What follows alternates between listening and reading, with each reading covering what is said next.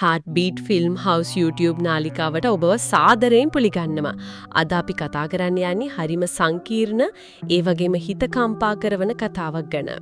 අසාධාරණයට ලක් වෙලා තමන්ගේ සැමියාගෙන්ම දරුණු විදියට හිංසා විඳලා අන්තිමේදී තමන්ගේ රූපයයි බුද්ධියයි දෙකම පාවිච්චි කරලා බලයට එන ගැහණියක් ගැන කතාවක්. ඔව් මේක ඇත්තටම බලවත් කතාවක්. පටන් ගන්නේ 1978 තෙලංගානාවේ පුඩි ගමකින්. රාජා රෙඩ්ඩි කියලා බලවත් ටිකක් කුරුරු මිනිහෙක් ඉන්නවා. එයා බලාපොරොත්තු වෙන්නේ පුතෙක්. ඒත් ඉපදෙන්නේ දුවෙක්. හරියට හරි. දුවෙක් ඉපදුන ගමන් එයා ඒ දරුවෝ මරලා දාන්න හදනවා. පුතෙක් මොන නිසා. ඒත් බේරෙනව නේද මොකක් හරි අර දේශපාලන වාසියක් එහෙම ලැබිලා. ඔව් පුදුම විදිහට දරුවා ඉපදෙනවත් එක්කම එයාට දේශපාලන වාසියක් අර මැතිවරණ ටිකට් එකක් ලැබෙනවා. ඉතින් හිතනවා මේ දරුවා වාසනාවන්තයි කියලා. ජීවිතේ බේරුණාට ආදරයක් නම් ලැබෙන්නේ නෑ නේද? කොහෙත්ම නෑ. ඇස්සිස්සර හටගෙන්න එපා තමයි නියෝගය. රාජා රෙඩ්ඩි කියන්නේ දේශපාලන බලය වෙනුවෙන් ඕනම දෙයක් කරන කෙනෙක්. ප්‍රතිවාදීන්ව විනාශ කරනවා, තමන්ගේ අයව පවා පාවල දෙනවා. එයාට දේශපාලන අභිලාෂ තියෙනවා, MLA වෙලා මහ ඇමති වෙන්නත් හීනමවනවා.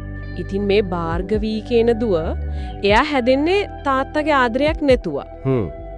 එයා ආදරය කරනවා ශිවා කියන තරුණයෙකුට. හැබැයි ප්‍රශ්නේ තියෙන්නේ ශිවා පහත් කුලයක කියලා සැලකෙන කෙනෙක් වීම.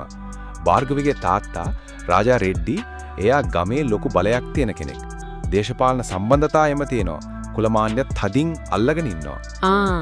එතකොට මේ ආදර කතාවට තාත්තගෙන් ලොකු විරෝධයක් එන්න ඇති නේද කුලේ නිසාම? අනිවාර්යයෙන්ම රාජා රෙඩ්ඩි කොහෙත්ම කැමති නෑ. එයා තමන්ගේ දේශපාලන බලය තව වැඩි කරගන්න දුවව පාවිච්චි කරනවා. භාර්ගවීව බලහත්කාරයන් බයිරෙඩ්ඩි කියලා කෙනෙක්ට කසාද බඳලා දෙනවා. අවිච්චි කරලා ගමේ මිනිස්සුන්ව විශේෂයෙන් ගැහණු ළමයිව බයට පත් කරගෙන ඉන්නේ. දෙයියනේ. එතකොට භාර්ගවීගේ ජීවිතේ එතනින්ම අපායක් වෙනවටි නේද? හරියටම හරි. බැඳපු දවසේ ඉඳන්ම බයිරෙඩ්ඩි භාර්ගවීට හැමදාම රැට ශාරීරිකව වගේම මානසිකවත් වද දෙනවා. එයා විතරක් නෙවෙයි. ගමේ අනිත් අසරණ ගැහණු ළමයිනුත් එයාගේ ගුදුරු බවට පත් වෙනවා. පුෂ්ප කියලා තරුණියක්ව දූෂණය කරලා මරලා දාන තරමටම දරුණුයි. ඒත් භාර්ගවීගේ තාත්තා සහෝදරයා විවේක් රෙඩ්ඩි නේද? එයාලා මේවා දන්නේ නැද්ද? දන්නවා. ඒකනේ පුදුමම දේ. හැමදෙම දැනත් එයාලා මුකුත් කරන්නේ නැහැ. නිශ්ශබ්දයි. එයාලට හිතෙන්නේ ගැහණු දරුවෙක් ඉපදුන එකම වරදක් වගේ. හරිම කනගාටුදායක තත්ත්වයක්. ඒ අතරේ අර ශිවාට ඕකද වෙන්නේ? එයා මේ දේවල් දන්නවද? ශිවා ඉතින් එයා උසස් අධ්‍යාපනය ලබන නගරේ කොලෙජ් එකකට යනවා. හැබැයි එතනදිත් අද කුල ප්‍රශ්න එනවා. ගැටලු ඇති වෙනවා. ක්‍රාන්ති කියලා ශිෂ්‍ය නායකයෙක් මේ කුල භේදයට විරුද්ධව සටන් කරනවා. ඒත් රාජා රෙඩ්ඩිගේ බලපෑමෙන් පොලිසිය ක්‍රාන්තිව මරලා දානවා. අසාධාරණේ දිගටම වෙනවා. ශිවා මේකට විරුද්ධව නැගී සිටිනවා. ඒ අතරේ රහසින් භාර්ගවී එක්ක සම්බන්ධයක් තියාගන්නවා. එතකොට මේක අහුවෙනවා ඇති නේද රාජා රෙඩ්ඩිට? අහුවෙනවා. ඒකෙන් වෙන්නේ තවත් විනාශයක්. රාජා රෙඩ්ඩි මේක දැනගත්තම දරුණු විදිහට පලිගන්නවා. ශිවාගේ ගෙදරට ගිනි තියලා එයාගේ අම්මව මරලා දානවා. ඊට පස්සේ ශිවාව බොරු චෝදනාවක් දාලා හිරේට යවනවා. අප්පෝ.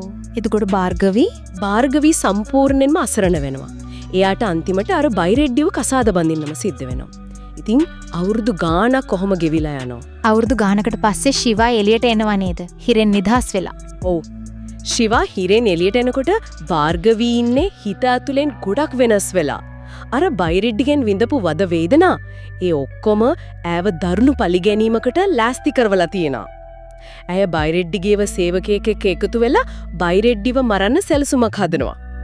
අර කලින් මැරුම් කාපු පුෂ්පගේ පෙම්වතත් මේකට එකතු වෙනවා. ඒ කියන්නේ අය තනියම නෙවෙයි මේක කරන්නේ. සූක්ෂමව වැඩේට සෙට් එකක් හදාගන්නවා. කොහොමද ඒක කරන්නේ? ගමේ උත්සවයක් තියෙන වෙලාවක Tamanට උදව් කරන කීප දෙනෙක් එක්ක එකතු වෙලා හරිම උපක්‍රමශීලීව බයිරෙඩ්ඩිව මරලා දානවා.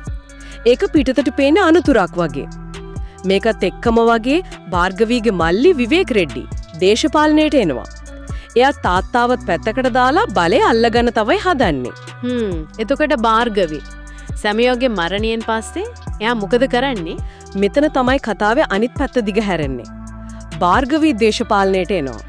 ඈ Tamanගේ ලස්සන ඒ වගේම කපටිකම සහ පුදුම බුද්ධියක් පාවිච්චි කරනවා. ඒකෙන් දේශපාලන ලොක්කන්ව Tamanගේ පැත්තට හරව ගන්නවා. ඈ තරංග වදින්නේ ප්‍රධාන ඇමති ආපේක්ෂකත්වයට. කාට විරුද්ධවද දන්නවද? කාටද?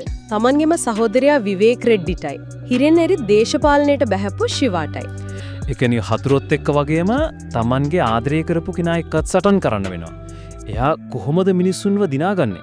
ඇය හරි දක්ෂ විදිහට මිනිස්සුන්ගේ හැඟීම්වලට කතා කරනවා, Taman විඳපු දුක් ගැහැට අසරණකම ඒ ඔක්කොම ඉස්මතු කරලා පෙන්නනවා, ජනතාව අනුකම්පාව දිනා ගන්නවා. ඒ අතරේ එයාගේ තාත්තා රාජා රෙඩ්ඩි අසනීපෙන් ඉන්නකොට එයා ගිහින් කියනවා තමන් බලයට එනවා, එයාගේ කාලේ ඉවරයි වගේ කතාවක්. ඒකෙන් තාත්තා තවත් කම්පැනි වෙලා මැරෙනවා. ඒකේ තාත්තගේ මරණයට එයා වක්‍ර කරව දායක වෙනවා. ඔව්. බලය වෙනුවෙන් එයා ඕනම දෙයක් කරන්න ලෑස්ති වගේ තමයි පේන්නේ. තමන්ට උදව් කරපු අර බයිරෙඩ්ඩිගේ පරණ සහායකයෙක්ව අනාගතයේ තර්ජනයක් වෙයි කියලා හිතලා මරලා දානවා. එයාගේ ගමන දැන් සම්පූර්ණයෙන්ම අනුකම්පා විරහිත එකක් වෙලා. ඉතින් අන්තිමට මොකද වෙන්නේ මේ දේශපාලන සටනේදී? භාර්ගවයේ විශිෂ්ට ජයග්‍රහණයක් ලබනවා. ප්‍රාන්තීය ප්‍රධාන ඇමතිනිය, ඒ කියන්නේ CM බවට පත් වෙනවා. විවේක් රෙඩ්ඩි පරදිනව විතරක් නෙමෙයි, එයා කරපු අපරාධ ඔක්කොම අහුවෙලා හිරේට යනවා. ශිවා පරාජය බාර ගන්නවා. එයා තේරුම් ගන්නවා භාර්ගවී දිනුවේ අගේ දක්ෂකම එයාගේ උපායශීලී බව නිසා කියලා. ඉතින් මේ කතාවෙන් අපිට පේනවා කොහොමද අසාධාරණයට ලක් වෙලා දුර්වලයි කියලා හිතපු ගැහැණියක් වුණත් Tamanගේ බුද්ධියයි ධෛර්යයයි සමහර විට කපටිකමයි පාවිච්චි කරලා බලයේ ඉහළටම යන්න පුළුවන් කියන එක. හැබැයි ඒ යන ගමනේදී අර අහිංසක ගැහැණු ළමයා නැති වෙලා යනව නේද? ඇත්තම. ඒක තමයි මේ කතාවේ තියෙන ප්‍රශ්නය. ඇය බලය ගන්න ගිය ගමන සාධාරණද? එයා කරපු සමහර දේවල් හරිද? ගුදුරක් වෙලා පටන් ගත්ත කෙනා අන්තිමට දඩයක්කාරයක් වුණාද? ඒ ගැන හිතන්න යමක් මේ කතාව අපිට ඉතුරු කරනවා. මේ සම්පූර්ණ හරිම උද්වේගකර සිනමා පටයේ බලන්න කැමති හැමෝටම ආරාධනා කරනවා අපේ Heart Beat Film House YouTube නාලිකාවට සෙට් වෙන්න. තවත් මේ වගේ රසවත් කතා එක්ක අපි නැවතත් හමු වෙමු.